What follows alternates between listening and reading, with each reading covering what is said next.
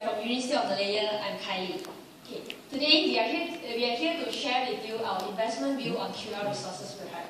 QL itself needs no introduction, but let me just give you a very brief overview on the company. Since its humble beginning in year 1987 as a small cockroach shell trading company in Taiwan, the founder of QL, Dr. Chia Song-kun, has built the company to become a dominant integrated resource-based agriculture player, having a leading position in livestock farming and feed milling, as well as the marine products manufacturing, not just in Malaysia but also in the region. Today, poultry and marine products has mixed up of 53% and 39% of the group's operating profit respectively, while the balance are contributed by palm oil activities, which is the latest addition in the group's business portfolio. So now, let me give you a little bit of a trailer of our presentation today. QL has a staggering pace of 21%, has a net profit growth of 21% CAGR over the past 12 years since its listing in year 2000. What an impressive feat. But other than that, due to the strong earnings growth that the company has registered, the value of the company has increased tremendously. This is shown by the increase of the share price by more than 1,000% over the same period of time and has recently reached an all-time high, so did its valuation.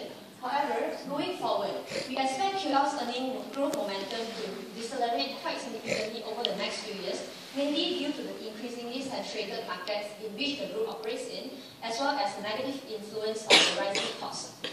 Also, besides that, we believe that this would further jeopardize the premium valuations that the company currently commands. So, ladies and gentlemen, indeed, all that glitters is not always gold. So, considering all these factors, we initiate coverage on QL resources perhaps with a non-consensus sell recommendation with a target price of RM2.75. This implies a 13% potential downside risk. We also expect earnings needs to be at least 42% above its FY12 level in order to justify its current valuation. So in short, QL has good growth prospect, but definitely overvalued potential earnings. Next, my colleagues will further elaborate on the points that I've just made. Thank you. Thank you, Kylie. Now I'll move on to the two main reasons which justify our sell recommendation. First, it will be decelerating earnings growth momentum. Second, it will be further reinforced by our complementary valuation. For the decelerating earnings growth momentum, first, we will take a look at the past earnings growth rate. As you can see, a look at the long-term compounded annual growth rate of QL's net profit shows a positive amount of 21%. However, if you take a look at the 3 years net profit CAGR, it is actually at a steady declining trend from 37% to only 14%. Going forward, we forecast it to be only 12%. Next, we'll take a look at the key growth drivers which help us to arrive at our conclusion. All the key growth drivers of the three segments is actually at an increasing trend, but at a slower rate. However, we foresee a slight decrease in the margins of ILF and MPM only for the last two forecasted years. In fact, we actually forecast the net profit growth rate of 26% for the first forecast year. Next. We'll take a look at the waterfall chart, which depicts the net profit movement from FY12 to FY15. As you can see here, the key driver here would be volume variance. Therefore, it will be very much dependent on the additional sales volume it generated from its regional expansion plan. In other words, it will be very much dependent on QL's ability to penetrate the Indonesian market. Next. We'll take a look at the recent margin trend of QL. A snapshot of the last 3 financial years actually shows that the margin compressed from 12.7% to 12.4%. Going forward, we foresee it to be at a declining trend also. Next, what are the potential earnings downsides that may contribute to our conclusion? We will look upon it from two perspectives. First, it will be its industry outlook and inherent business nature. Second, will be its regional expansion plan.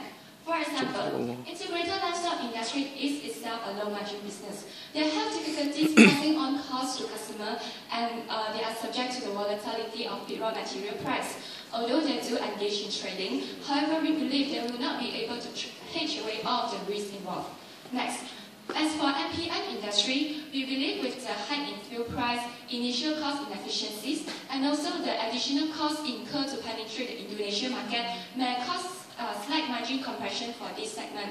Next, for its palm oil activities segment, it is still a small player in relative to the other industry players. In addition to that, as the maturing palm oil plantation area increase, its earnings will be more subject to the volatility of CPO prices. And given the less promising recent industry outlook, it may pose certain threats to the earnings potential of this segment also.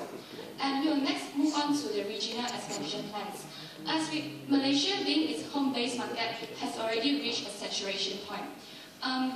This is justified by the fact that IOF is having a very high consumption per capita of poultry products, and that the growth potential of MPM and POA is limited by the depleting fisheries resources and also the limited land banks available. Whereas for Indonesia, which will be its main focus of regional expansion plan, has certain risk factors also. For example, QL is having very little market share over there, and that QL being a new entrant over there, is still a question whether they will be able to penetrate this market.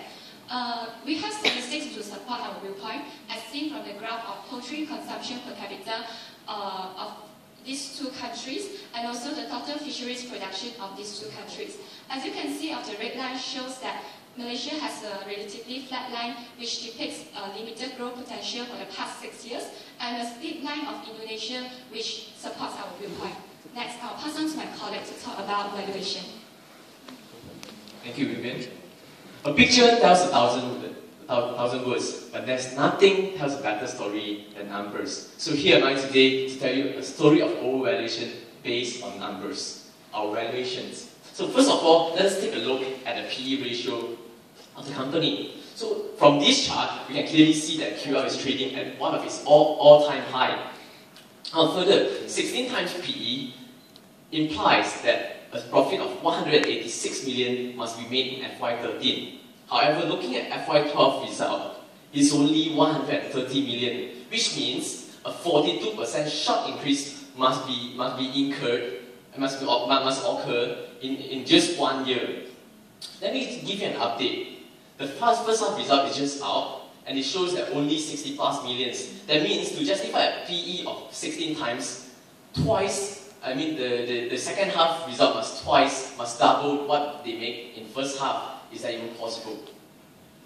Next, we use justified PB as our main methodology in justifying the worth of the company. Using the formula, we arrive at a figure of 2.4 times PB of the company. Based on its future asset base, we derive at a figure of 2.75 ringgit target price. Now, as a sanity check, we perform sum of parts. Using individual segments' industrial average PE, we derive at a figure of fair value of 2.8 ringgit, which supports our view of 2.75 ringgit target price. However, we are aware that there are three factors that will affect our valuation. First of all, higher than expected growth for Malaysian operations. This might affect our earnings. However, we see that the Malaysian markets are near saturation, and we don't see much upside risk on our valuation. Even QL Group themselves have said this. Secondly, a better contribution from regional expansion. But however, if you look at in Vietnam market, they have represented they do not have further expansion plan in Vietnam. What about Indonesia? In Indonesia, we believe they only have a very insignificant market share, which is less than 1% compared to some giants like CP Group, which owns about 40% market share in Indonesia. Thirdly, we look at a higher than expected dividend payout ratio. Now, this dividend payout ratio will affect our retained earnings and hence ROE and eventually our valuation. But we do a sensitivity check on it, and the most unlikely event of 100% dividend payout ratio, the ROE can only hit up to 19%. It is still below our threshold of 20%. So, up to this point, I hope we have sufficiently highlighted our key consideration of our investment view. Just to recap on the key considerations. We expect earnings to decelerate off a high base due to market saturation and rising costs in future.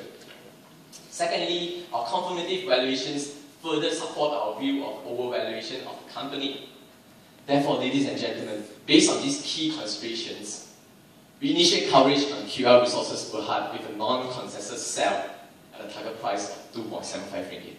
Thank you very much.